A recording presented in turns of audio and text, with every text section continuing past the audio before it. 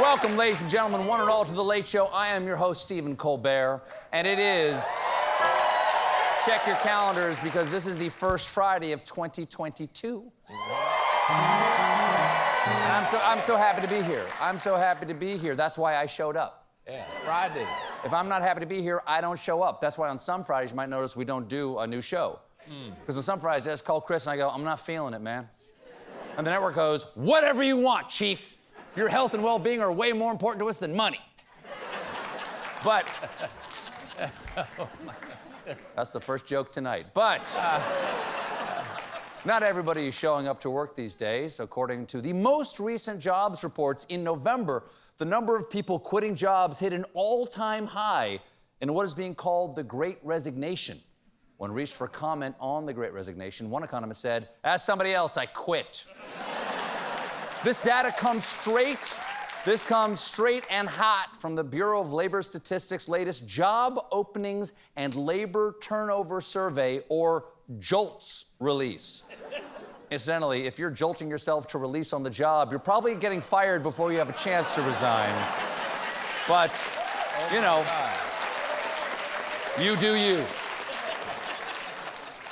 One sector has been hit hard. Workers particularly quit their jobs in the hospitality industry, which is why robots are filling in staffing shortages at some hotels. That's right, ruthless killing machines programmed to deliver your luggage to your room. It's RoboHop.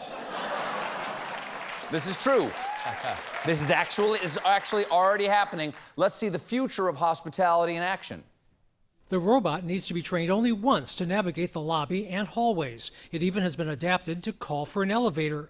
Once inside, it can press the button for the designated floor. Whoa, hey, robot, at least buy that elevator dinner first. Can we show that on CBS? I don't know. And it's great at room service. Once it gets to the room, it calls the guest to announce its arrival. Our robot is waiting outside your door. That's not as comforting as you think. Our robot is waiting outside your door. You have 10 seconds to comply, or you will be incinerated and then charged for a minibar Toblerone. But some folks, Toblerone fans, who doesn't like chocolate? Got those little jaggy things in it. Some folks actually prefer the inhuman touch. According to the CEO of the robot hospitality company, you don't have to tip it. You don't even have to get dressed for it. Okay, you don't have to, but you really should still put on a robe.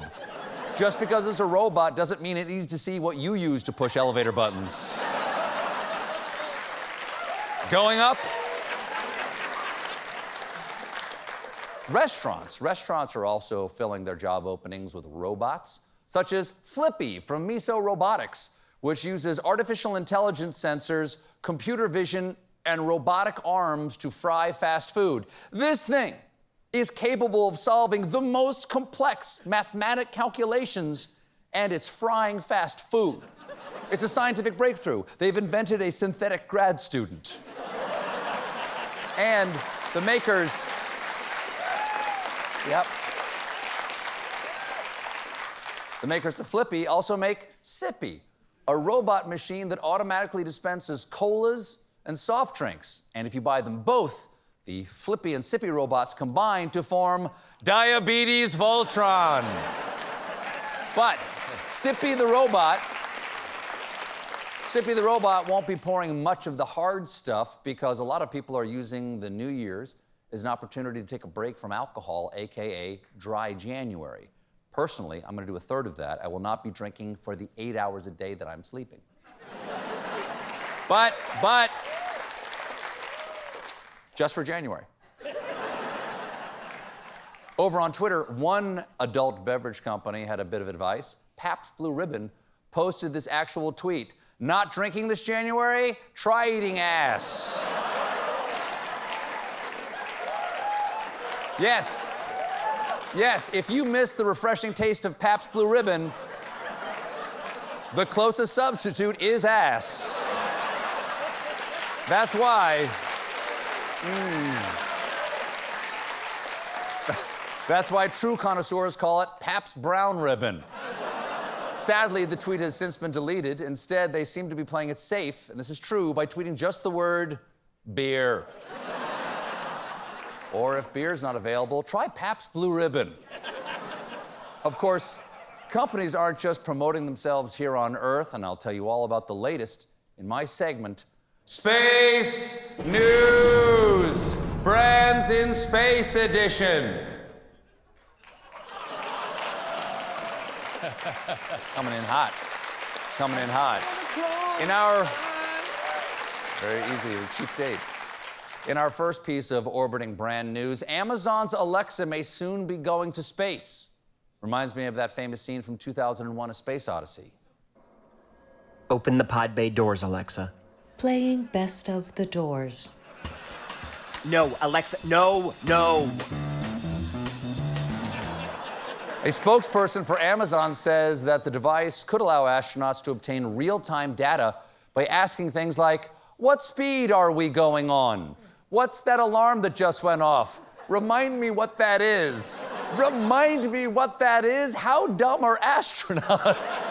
Alexa, how many speeds is spaceships doing for? Houston, we have a potato.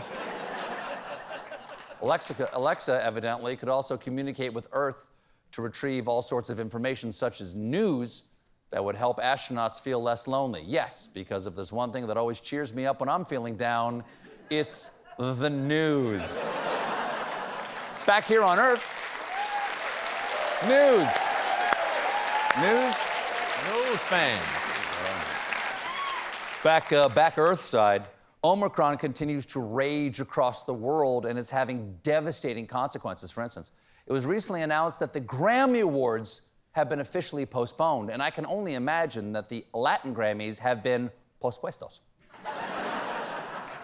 But there is one award show that's still going to happen, the Golden Globes. Not that you'd know it.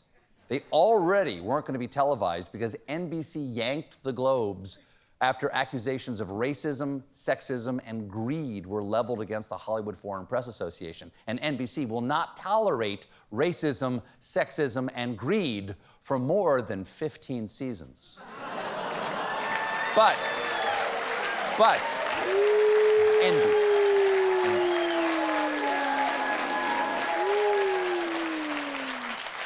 But this week, they announced they were further paring down the ceremony this Sunday. The Globes will take place without celebs, press, or audience in attendance. What, how, huh?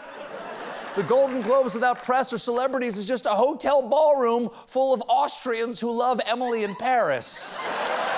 The Austrian jokes. Austrian. People love Austrian jokes. Hey, man, look at that. Sehr gut. Sehr gut. The Hollywood Foreign Press Association claims that these changes were caused by Omicron, but Variety obtained an email that the Globe sent to several publicists asking their clients to participate in the show, and no celebs have agreed to take part. They couldn't get anyone, even Mel Gibson.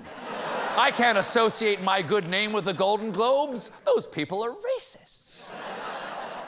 Speaking of unwise gatherings, yesterday was the first anniversary of the January 6th insurrection, and more of these Trader Joes are facing trial. I'll tell you all about the latest in tonight's Seditionist Roundup. These bad hombres are unstable. First up on the Collude Ranch is Buffalo native and guy who's just hang out in the bushes officer, no law against that, Tom Sibic. Sibic is facing multiple felony charges, mainly from assaulting Capitol Police Officer Michael Fanone. He's still awaiting trial, but this past week, he asked a federal judge to allow him to use dating apps. His dating app of choice, OKKK-Cupid. Next up, sure, why not? Next up in the chicken coup is Florida native Jeffrey Register, seen here asking a raccoon in a dumpster, hey, are you gonna finish that? Register, again, his last name is Register, stormed the Capitol on January 6th, and then a few weeks later sent a text to his dad saying, maybe when this is all said and done, the government will provide me with a bumper sticker to give you that says, proud parent of a Capitol insurrectionist. Would you settle for, my kid is on the dishonor roll? After 5,000. After sending the text, the FBI contacted Register and he lied to them and tried to cover up his texts and social media activity by doing a factory reset on his phone. That's not how it works, buddy. You already sent the text. It's like saying, I know there's video of me burning down the orphanage, but if I did that, how come my gasoline can is totally empty? Last up at the Not Okay Corral is Pennsylvania rioter and Dollar General Justin Bieber. Leonard Ridge. Ridge is 20, so he's one of the youngest defendants in the Capitol riot. So Ridge's lawyers argued the judge should be more lenient because he spent his senior year in virtual learning and he missed out on Senior Spirit Day, the senior year picnic, and prom. He may have missed out on prom, but the theme of the insurrection was enchantment under the siege. We got a great show for you tonight. When we return, it's Meanwhile. Come on, it's Meanwhile.